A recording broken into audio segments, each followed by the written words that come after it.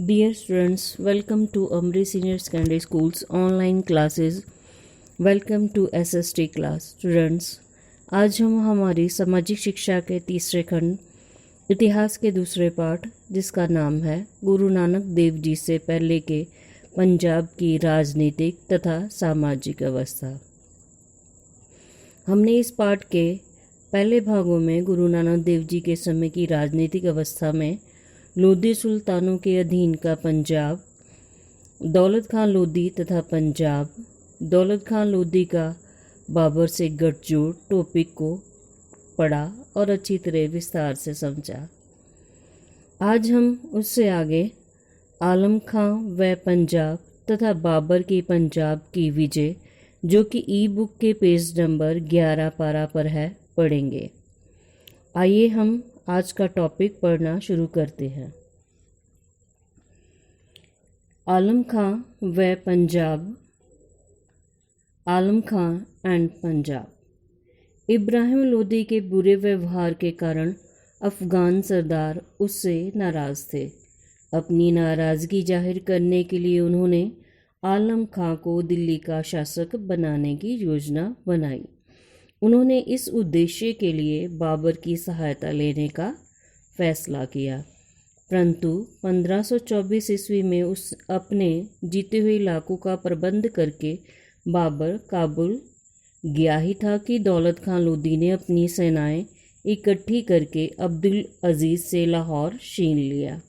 उसके उपरांत उसने सुल्तान में से दिलावर खां को निकालकर दीपालपुर में आलम खां को भी हरा दिया।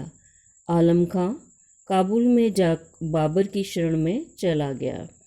फिर दौलत खां लोदी ने सियालकोट पर हमला किया, पर वह असफल रहा। दौलत खां की बढ़ रही शक्ति को समाप्त करने के लिए तथा बाबर की सेना को पंजाब में से निकालने के लिए इब्राहिम लोदी ने फिर अपनी सेना भेजी। दौलत खां लोदी ने उस सेना को करारी हार दी। परिणाम स्वरूप केंद्रीय पंजाब में दौलत खां लोदी का स्वतंत्र राज्य स्थापित हो गया। आलम खां ने काबुल पहुंचकर बाबर से संधि कर ली।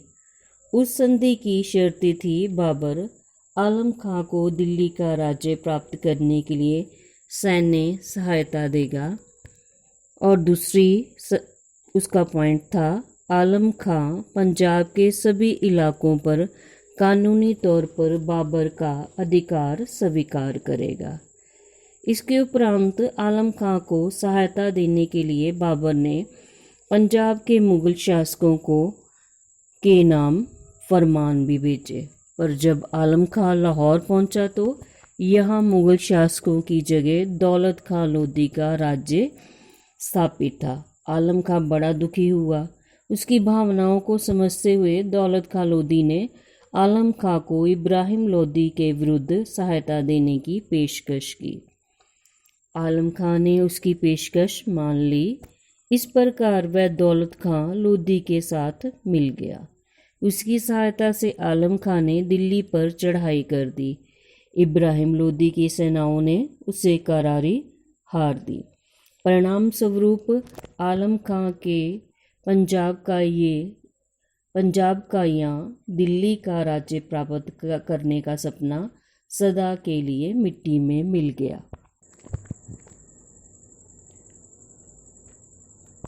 बच्चों, आओ इस टॉपिक को विस्तार से समझते हैं।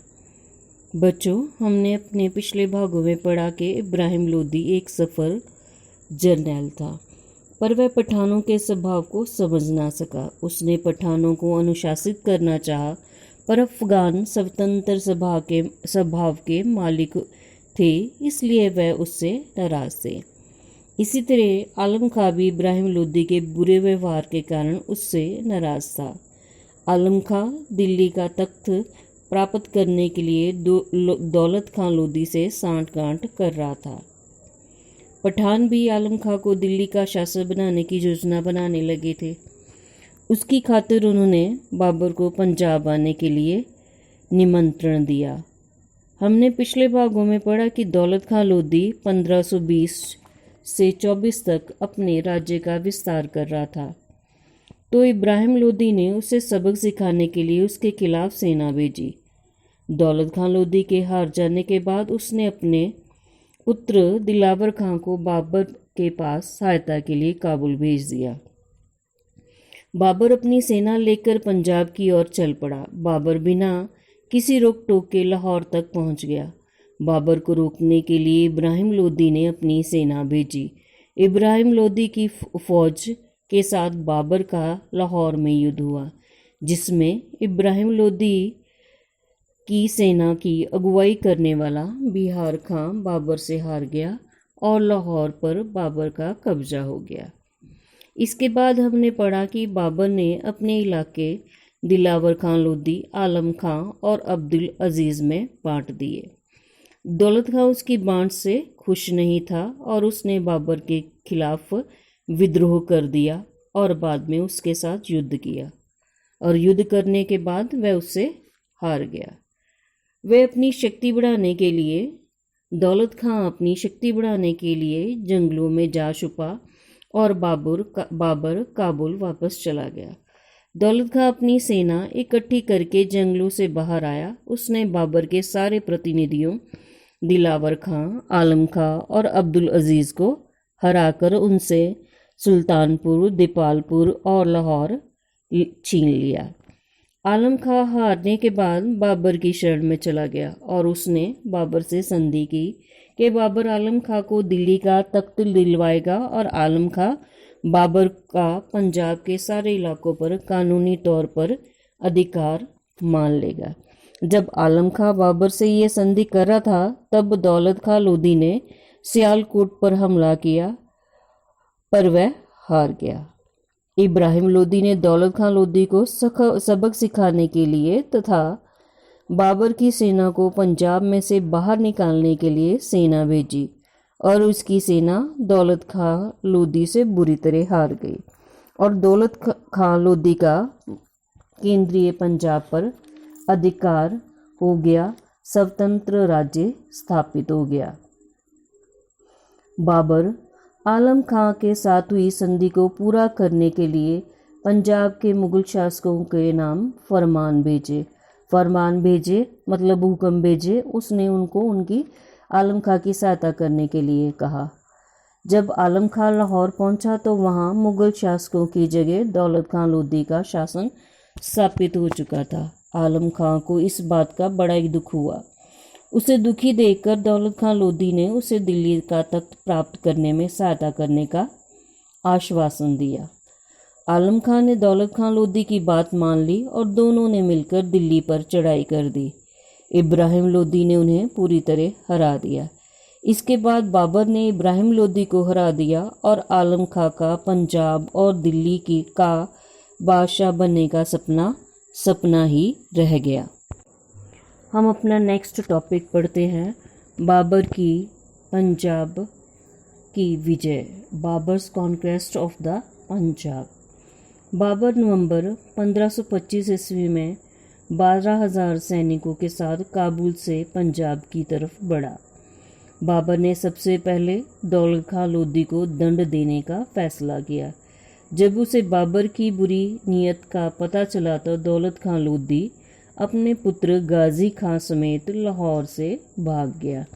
अंततः दौलत खां लोदी ने बाबर के समक्ष हथियार डाल दिए, जहां से बाबर पंजाब के उप प्रांत सरहिंद की ओर बढ़ा। उसने सबसे पहले अम्बाला जीता।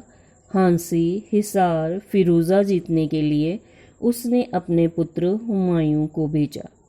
बाबर समय पानीपत जीतने के लिए दिल्ली की तरफ बढ़ा। पानीपत पहुंचकर उसने अपना डेरा लगाया। दिल्ली का सुल्तान इब्राहिम लोदी भी उसका मुकाबला करने के लिए 1 लाख सेना लेकर आगे बढ़ा। उसकी सेना 4 भागों में बटी हुई थी। आगे रहने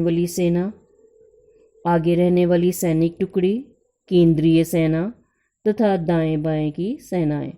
सेना के आगे लगभग 5,000 हाथी थे। उधर बाबर ने अपनी सेना के आगे 700 बैलगाड़ियां खड़ी की। उसने उन बैलगाड़ियों को चमड़े की रस्सियों से बांध दिया। बैलगाड़ियों के पीछे तोपखाना था, तोपों के पीछे अगुआ सैनिक टुकड़ी थी तथा केंद्रीय सेना थी। दाएं तथा बाएं तुलगमा से थे।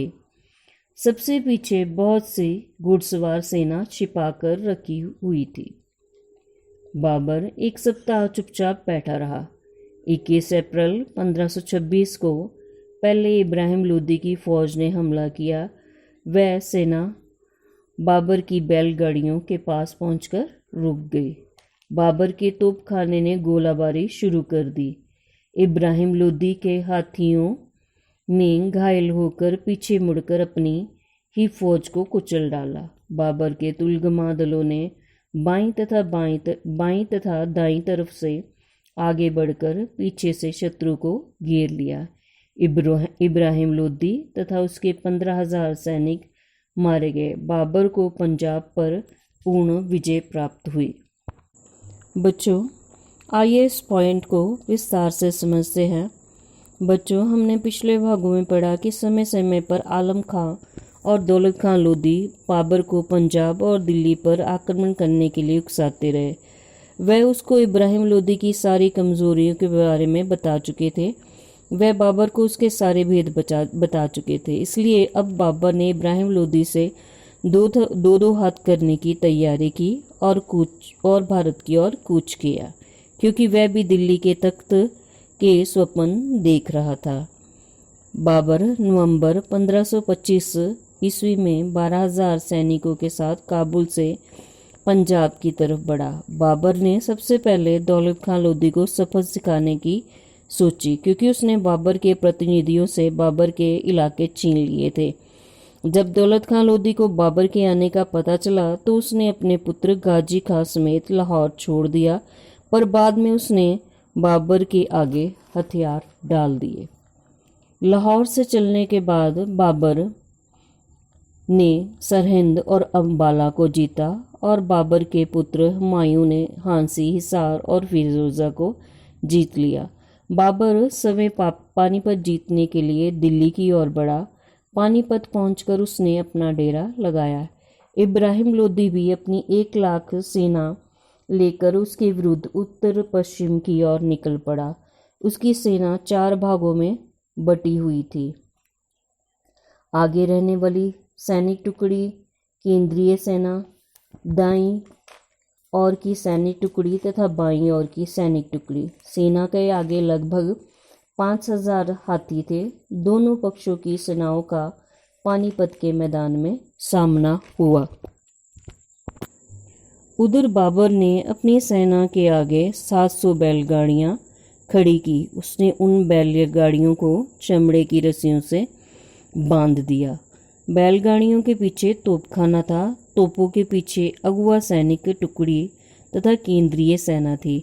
दाएं तथा बाएं तुलगुमा थे। सबसे पीछे बहुत सी घुड़सवार सेना छिपाकर रखी गई हुई थी। बाबर 1 सप्ताह तक चुपचाप बैठा रहा। पहले 8 दिन तक किसी ओर से भी कोई आक्रमण नहीं हुआ, परंतु 21 अप्रैल 1526 ईस्वी की प्रातः इब्राहिम लोदी की सेना ने बाबर पर आक्रमण कर दिया।